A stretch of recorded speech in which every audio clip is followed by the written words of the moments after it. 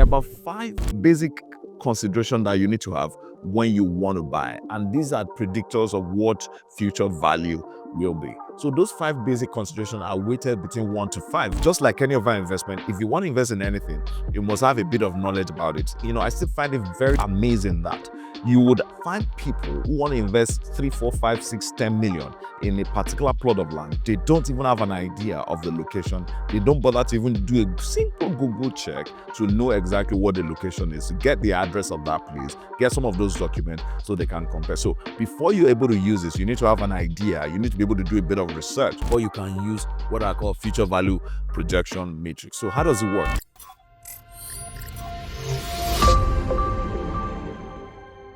Hi, my name is Olufemi Sheyi. I'm a real estate salesman. I buy, build, sell real estate, and that is what I do. Today, we're going to be talking about a real estate topic, and it's a topic that because a lot of people have asked me, particularly younger people who want to start on the real estate ladder, or even middle age, who says, I want to invest to keep. I want to buy land and keep it so that I can flip it in the future. How do I know exactly the land to buy? Or I want to buy a land because I want to build the house I want to live in. How do I determine the house to the land to buy? So that is the topic we're going to be discussing today. In making the decision about the land, there are 2 basic reasons why people buy land. They either buy it because they want to build and move into the house to live in, or they buy the land because they want to hold it for investment, and then it's supposed to appreciate in value, and then they sell it or transfer it to some other beneficiaries in the future. So those are the 2 major reasons why people buy land. So how do you decide what you want to buy? So let's start with the person that wants to build. That is the easier one. And I'm going to be writing on the board. If you want to buy a house, how do you determine whether is it worth the money you want to spend on it, or is it worth? Should you go ahead? But let's just quickly cover that, and then we can go on to. So if you want to buy the house, how do you understand the value? Number 1 is you need to understand what your budget is. Your budget will determine where you're going to live. If you have unlimited budget, then you can actually pick the best of areas in terms of the information we get people. So 1, your budget is number 1. What is your budget? That is number 1 that would decide. Number 2, let's assume that you have limited budget. You see an area that you think will appreciate in value over time. How do you also determine whether you are paying the correct price? Now, the second thing is to ask, what is their standard ways of doing valuation? My first advice is go speak with estate valuer. I'll tell them to give you an assessment, evaluation of that particular plot. And then you can discount it a bit and negotiate with the person that is selling. But sometimes you may not be able to do that because of cash, because you don't have the time, because you're not wants to do the transaction almost immediately. So one of the things you would do is to ask yourself, what is the average price of the land within that environment? How much is it being sold for? And one of the easiest places, there are about 2-3 platforms that you can go to that you can check what the average price of listed properties in the area. One of the ones I use frequently is Nigerian Property Center. If you want to know more about how to use Nigerian Property Center, please kindly just drop a message. We can take a session and just take you through. But the other, there are quite a number, propertypro.ng, I think buyletlive.com.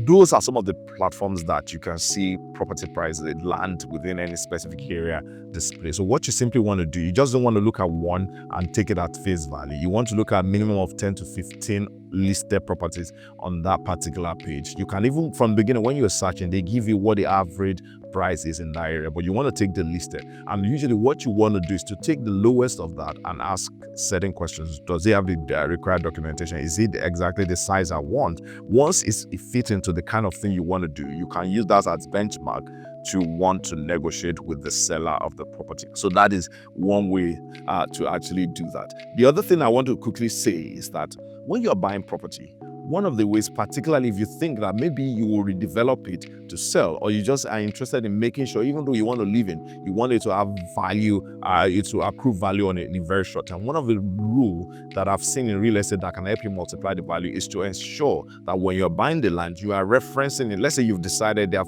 several plots on this particular street, you are buying this particular one. When you are building and you want to actually value, you want to reference it to the most expensive property in that area. The more you're able to reference, the closer you are, the closer your relationship. When I say relationship, I'm not talking about one-on-one personal relationship. I mean, in terms of structural relationship, maybe you're sharing fence with this particular high-end development, or you're across the street from that particular, or there's an infrastructure that is just 100 meters away. That is how you keep referencing your property. It can actually have impact on the perceived value of that property. Remember, at the end of the day, a lot of time, property sales, yes, they're objective ways sometimes to determine the value, but it is also very, very subjective. So it is about a willing buyer and a willing seller. So those are some of the ways you can actually look at the property you want to buy, even if you want to live in it. But remember, there are basic due diligence you need to go. If you check some of the videos we've done before, we've talked about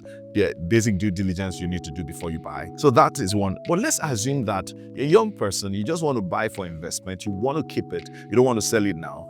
That introduces a bit of complication because one, you're not just going to determine what the current value is because that is what you're going to be paying for. You also want to understand what is the likelihood that this asset that I'm buying, this property that I'm buying, would increase in value in the proportion I want it over a period of time, so that when I want to sell, I can sell at 2x, I can sell at 3x, I can sell at 4x. So those are considerations that we now would delve into. How do you project it? Remember, a lot of time is subjective. A lot of time it's just you factor in a lot of assumptions and you factor in a lot of projections. So let's look at what do we use to determine those words. And one of the things that I'm proud to say is, yes, we've had land, we've had challenges, and we've rectified those challenges. But there's no asset that we've purchased that has not significantly shown,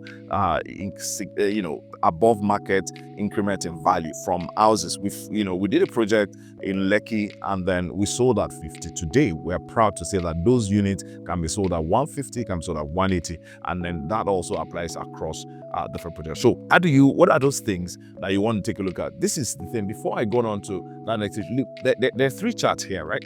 The first one is, this is the axis for value. This is time. One thing is this: when you want to buy land, time is a very important component for value to actually increase. So if you're buying a land, you want to sell it in 6 months, a real estate investment might not be the best for you, except you're a professional who learns to fix it and you have a ready market, already buyer that you want to accept in. So what I'm about to teach us is, what are those tools that you can use that when you are making your decision, the land to buy, to keep, and appreciate in value and then dispose later, if those tools that I'm going to show you, if you work with those tools, what will happen? Your value accretion goes a bit more steep. It means that, let's say that you buy at month 0 here, and then in 1 year, this is month 12, right?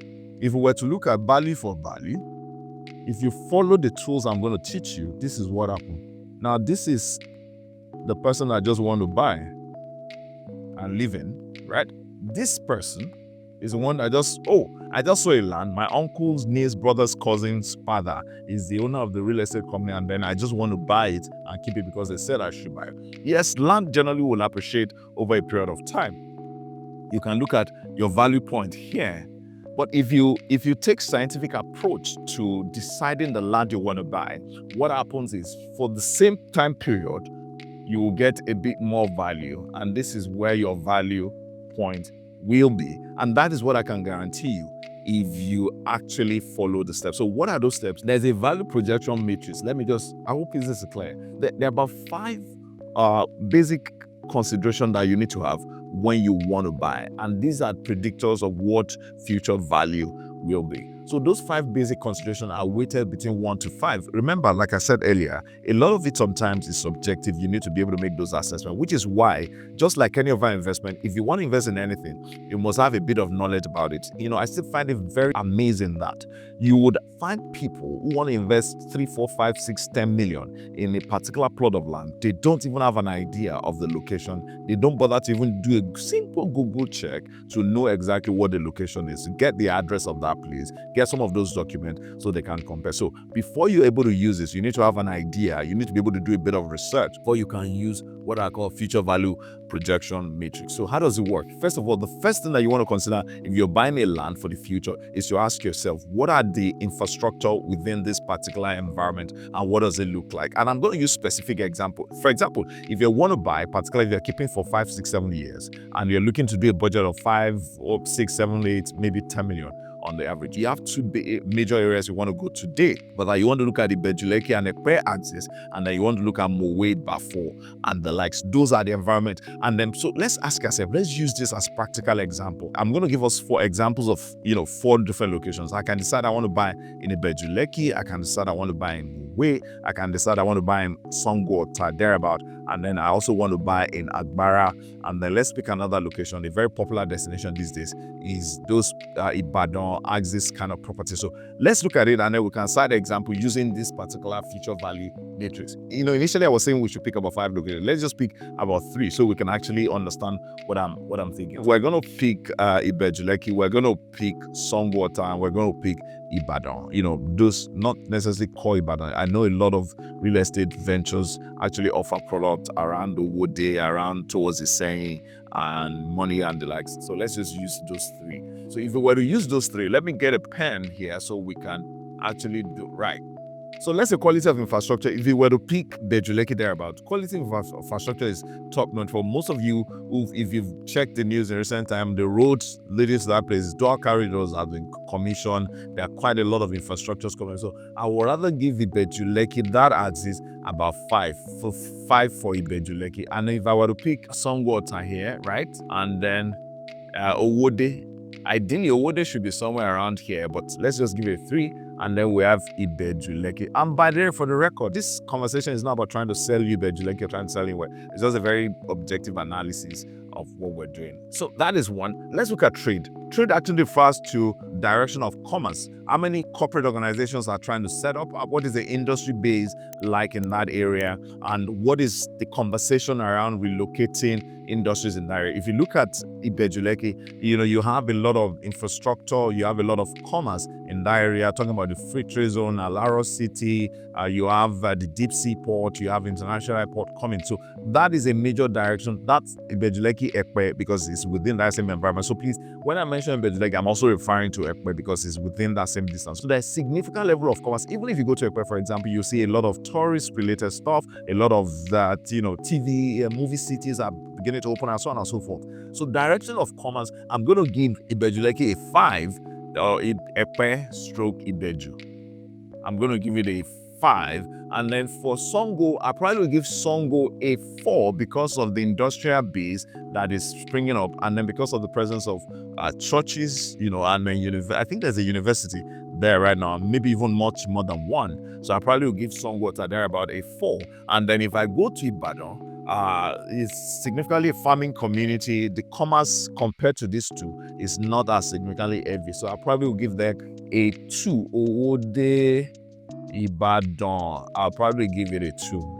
You can say I'm a bit biased. So let's go back to migration. What do you think is the direction of migration in this area? It's very simple. Commerce and migration go hand in hand. They are generally parallel lines. The more commerce it grows in an area, the higher the migration, because people will go in that direction to have their livelihood, to set up their business, to set up support services. So you can actually use that as a predictor of migration. So let's just quickly say this one. Because we said commerce, where are we? I will give Ibeju a 4. You can say I should have done more Ibeju. I'll give it a 4. I'll give Ota a 3. And then I'll give Ibadan. That Owode, Ibadan axis, Money and Co. Ibadan. Particularly those ones that are still farther down. By the way, there's nothing wrong in any of those locations. We're just trying to see what are the predictors of value that you can get. It's not about right or wrong. It's just about it. If you have your objective that is apart from value accrual, then you can actually make those decisions. So it's not about trying to just say this one is good or that one is good. So let's quickly go to news. If you were to grade on a scale of 1 to 5, which one of these locations get into the news more? The number one, we keep every day that you get on the news. There are any day that you don't hear conversations around the film city that is opening there, deep sea port, you don't have conversation around Dangote refinery, you don't have issues of e-ticketing or e-loading, you don't have conversations around coastal, because coastal takes Ibejuleki, there's coastal road construction, there is Dangote road construction, there is airport that was commissioned recently. Just keep seeing news related to that area around Ibeju. So I will probably give it a 4. Ibeju stroke Ekpe. And then Ota, yes, you do hear news sometimes, particularly because of religious activity around that area, corporate organizations working in that area. It's between 2 and 3. But let's give Ota this one. For Ibadan, I probably will give it a 2. So let's look at contiguous development. When I say contiguous development, if you're buying a piece of land here, you want to ask, what are those developments within that same area that are currently ongoing? I will give a strong 5 for Ibeju Epe axis. And this is why, if you go to that axis today, if you get on the news that axis, that's the largest area of investment for development and infrastructure in Nigeria, in fact in Africa today, because if you look at it, Dangote Refinery is located there, that's a 20 billion project.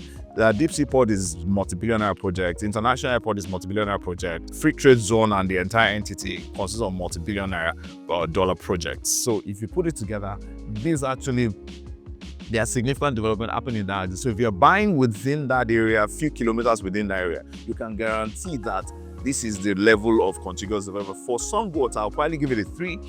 There are expansions of the religious institutions, universities are there, and so on and so forth. So I'll probably give it a 3. And then for this one, I don't see significant contiguous development around Owode, not as far as I might be wrong in this one, Owode, Ibadan. There are no significant contiguous development. I know developers are flocking here right now because they're trying to actually open up that place. So let's look at the scores. Now, this is just a predictor of potentially the value that you're going to get. So let's start tallying the scores for quality of infrastructure, right? Whatever score you have, we have 5 here for Ibeju-Lekki. We have Songo and Owode, we have 3. So what is it going to translate to? So for Ibeju, we have 10. For Songo, we have 6. For Owode, we have 6. S and O, Owode, Ibadan, then Ibeju. Yeah, so we just keep it at that. So we have 10. For trade, the direction of trade, we have, this is 5 for Ibeju, 5 for Ibeju-Lekki, and then we have 2 for Songo, and or rather 2 for Ibadan. So Ibadan, stroke Owode, Songo. Yeah. Let's take a look at migration, direction of migration. Say 4 for Ibeju, and then Ota area, some water is 3, and then Ibadan is what? 2. Let's take a look at, I think we've covered migration. Let's take a look at news. For Ibeju, 4, that's Ibeju, right? And then for, what did we give to in terms of news? Ota is 3, Ibadan is 2. And then let's say contiguous development. Contiguous, remember we're multiplying by 1.5. Contiguous development, that's 5 for Ibeju, 3 for Ota, then 1 for Owode, Ibadan, axis. So this is 7.5 for Ibeju-Lekki. This is 4.5 for Songo. This is 1.5 for Ibadan. So let's tally it. For Ibeju-Lekki is 10 plus 5, that is 15 plus 4, that is 19 plus 4, that is 23 plus 7.5. That is, so Songo with Ibeju-Lekki is Ibeju Epe axis, the score because of 30.5. Then for what about for Songo axis? That's 18.5. Now Ibadan, Owode, you can even put is saying all those new areas that are just beginning to open up. So what are those scores? 6 plus 2, 8 plus 2, 10 plus 2, 12 plus 1.5. That is 13.5. Now this is what we're simply going to do. What is this total score that is available? This is supposed to be 10 plus 5, 15 plus 5, 20 plus 5, 25 plus 7.5 is supposed to be 32.5. So the total score available,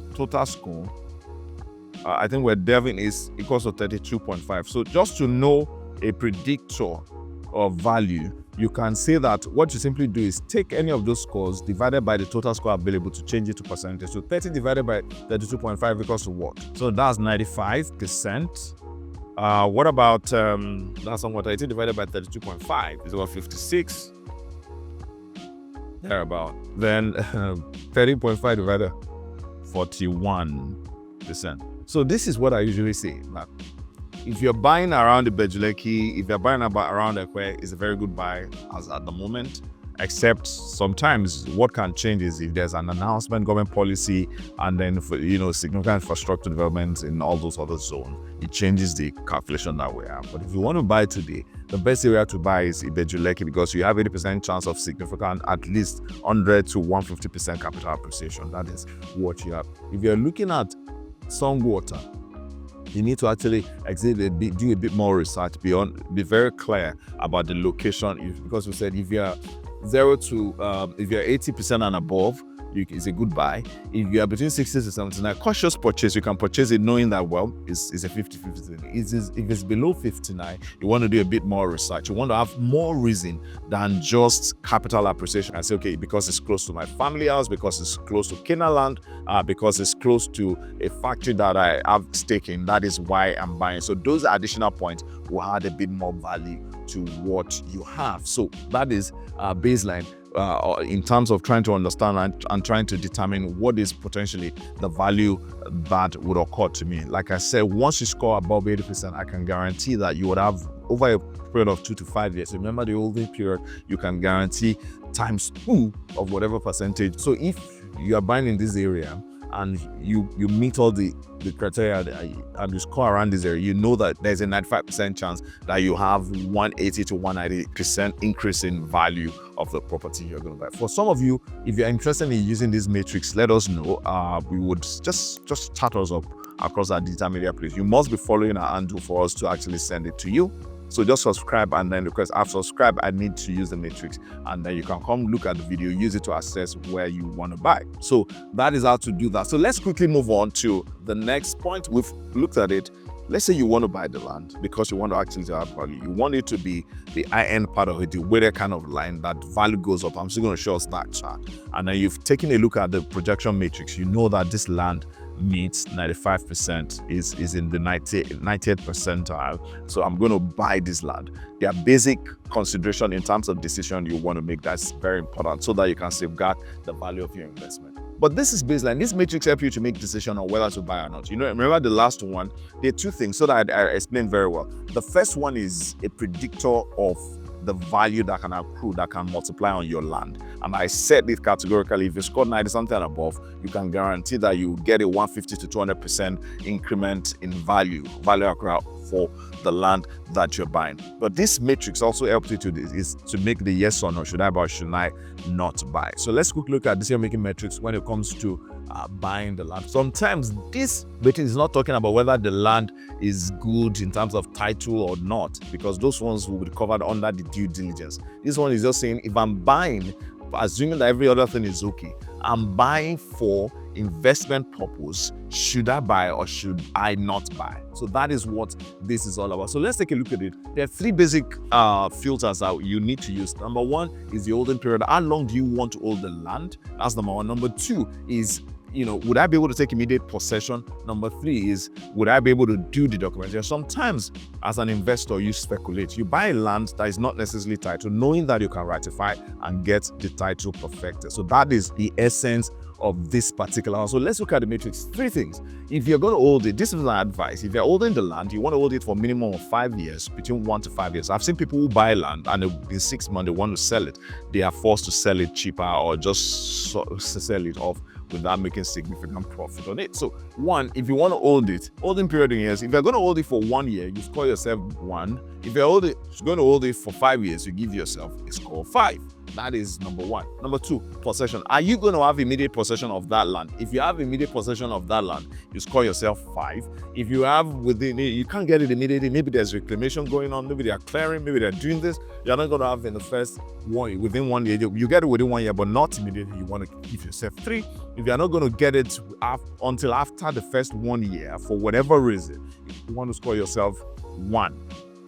So, documentation, which is the third one, you want to ask yourself, yes, sometimes you speculate, you buy lands that are not titled because you can actually ratify. So you ask yourself, is it a document that is titled? If it's already titled, it has a registered title, you give yourself 5. If you know that it doesn't have a title, maybe it just has a survey, it's owned by family, it's freehold, it's whatever it is, but you know that you can ratify it because you've done your due diligence, your survey has done the due diligence, is not under acquisition, is not committed for any particular purpose, is owned by the family that is selling to you, there's no litigation that would disturb you. You want to give yourself a 3.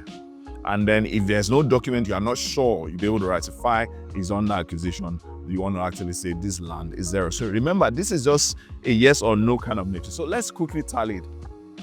If your score is 5 and below, what it means, for example, let's say that you are buying this land, you know that you won't be able to, in 1 year, you want to be able to dispose it because you're going to need your money because you're going to school, you want to start a business, whatever it is 1 year, that's 1. And then you now say, second, you won't be able to take possession immediately. It's going to take at least, they are working on it, you won't be able to get there, they're trying to settle issue, blah, blah, blah. But give us 1 year, you pick one. But let's even be nice. Let's say give us, within 1 year, we're able to hand over the land. So that is 3. 1 plus, that's 1, right? Plus 3.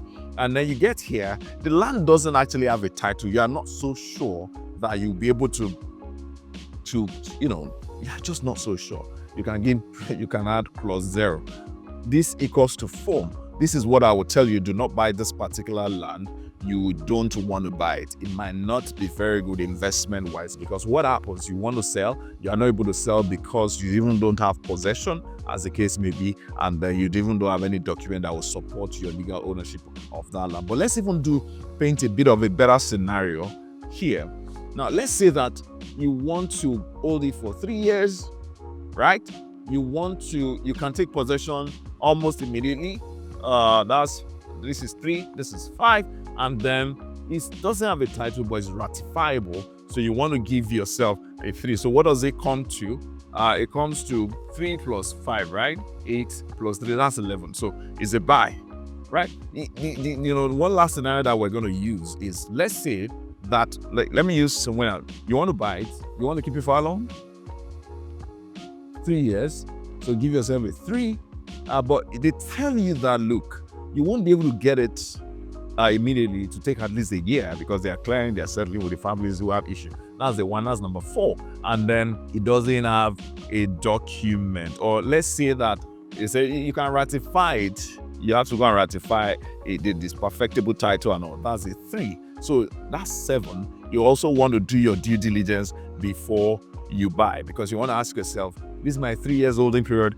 Do I want to increase it? Can I push it up because I need to? And then 2, can I get my, how sure am I that I will get my land within 1 year? You want to do a bit, have they given out to other people within that same period of time? Or is it only me? And then also, you want to check to be sure it's ratifiable. So you want to actually do a bit of due diligence before you buy. You can see how this matrix helps you to making decision about the kind of land you will buy for investment. This particularly applies to those who are entering real estate. You have a low budget, 2, 3, 4, 5 million to actually buy land. You may want to use this matrix to make your decision about that. So let's go on. If you follow this particular guide, it's a rough guide, is subjective in some of the assessment, but at least it gives you a reference point and a framework to start making those investment decisions. So you just don't buy a land and dump it somewhere. Remember, part of what this matrix, the two tools that we've shown you, what they do for you is to help you to think through your investment and then to help you to arrive at a particular decision. So that, for example, now, before you fill the first one, what it does for you is to force you to actually, when you say quality of infrastructure, you go online and check what is the infrastructure like around this area, direction of what are corporate organizations coming into this area, and then what is the news. All these things helps you to think through properly, to get to know the property a bit better, to get to understand the investment you're about to make a bit better. The summary of this is, if you are able to take those tools, you do those basic diligent work, you're able to provide those figures, your chance of making right decision is higher. This is the outcome for you. It means that if you buy within the time that you have, let's get to the end of it. I told you, if you use the tools that we've provided, what it means is that you can be sure relatively that you have between 150 to 200% over a 3 to 5 year period on the average. It can be a bit better than that. What it means is, if you decide to keep it, let's say for 2 years, right? This is 1, this is 2, this is 3, this is 4, this is 5. So this is 2 years, this is 1 year, this is 3 years, this is 4 years. Let's take a quick look at this one. What it means is, if you buy using those tools, by the end of 2 years, you probably will have nearly times 3 in terms of the value if you had used those tools.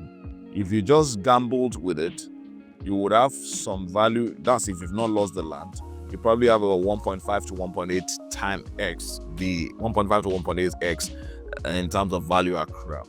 What is very significant about this chart is the fact that you can make get twice more in terms of value if you use a structured approach to making those decisions. I hope these tools will be of use to you as you engage. If you have any questions or you want to actually engage more on how you can use this tool, just drop a message. Our team would actually pick it up and then we would have a session, and significantly it's free. And you can decide to join any of our training sessions that teaches on how to make those investment decisions, particularly when we're talking about real estate. I need you to do me a favor. If this has been of value to you, so kindly just subscribe to our social media channel so that you can get a notification when we put on fresh videos that will educate you like this. Until I see you next video, have a wonderful time.